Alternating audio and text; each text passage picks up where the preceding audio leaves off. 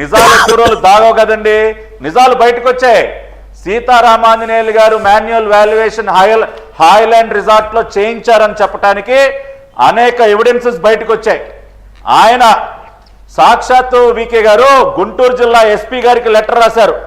గుంటూరు జిల్లా ఎస్పీ గారికి డిసెంబర్ 3, 2021 నేను హాయ్లాండ్ లో మాన్యువల్ వాల్యుయేషన్ చేయించుతూ ఉన్నాను, నాకు పోలీస్ సెక్యూరిటీ కావాలని చెప్పి గుంటూరు ఎస్పీ గారికి రాసినటువంటి లేఖ డిసెంబర్ 3వ తేదీన గుంటూరు ఎస్పీ గారు ఒకళ్ళు కాదు ఇద్దరు కాదు 33 మంది కానిస్టేబుల్స్ ని డ్యూటీలో వేసినటువంటి డ్యూటీ రోస్టర్, ఇటువంటి ఆధారాలన్నీ బయటకు వచ్చేసాయి.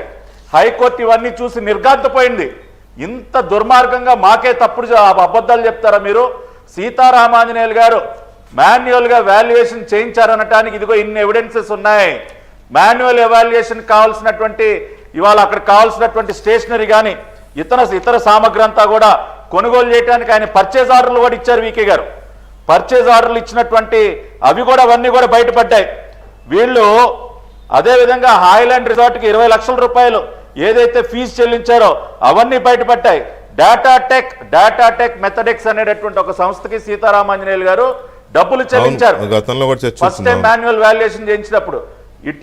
ఇటువంటివన్నీ కూడా బయటపడేసరికి కోర్టు 3 సార్లు వాల్యుయేషన్ చేశారు, ఇది నిజంగా కూడా ఇల్లీగల్ అని చెప్తూ వాళ్ళు స్పష్టమైనటువంటి తీర్పు ఇచ్చారు. వికే గారు స్పష్టమైనటువంటి తీర్పిస్తూ వాళ్ళు ఏమన్నారు, the actions of the AP state government and APPSC in conducting second and third valuation of group 1 examination for notification number so and so is declared as illegal, irregular, arbitrary and violative of rule 39 of APPSC rules.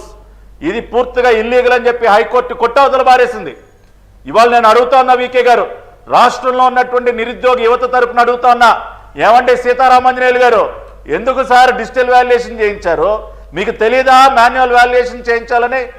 సరే పోనీ court ముట్టుకాయలు వేసిన తర్వాత మీరు హాయ్లాండ్ లో manual valuation చేయించారా లేదా? హాయ్లాండ్కి 20 లక్షల రూపాయలు మీరు చెల్లించారా లేదా? గుంటూరు జిల్లా ఎస్పీకి నాకు సెక్యూరిటీ కావాలని అడిగారా లేదా?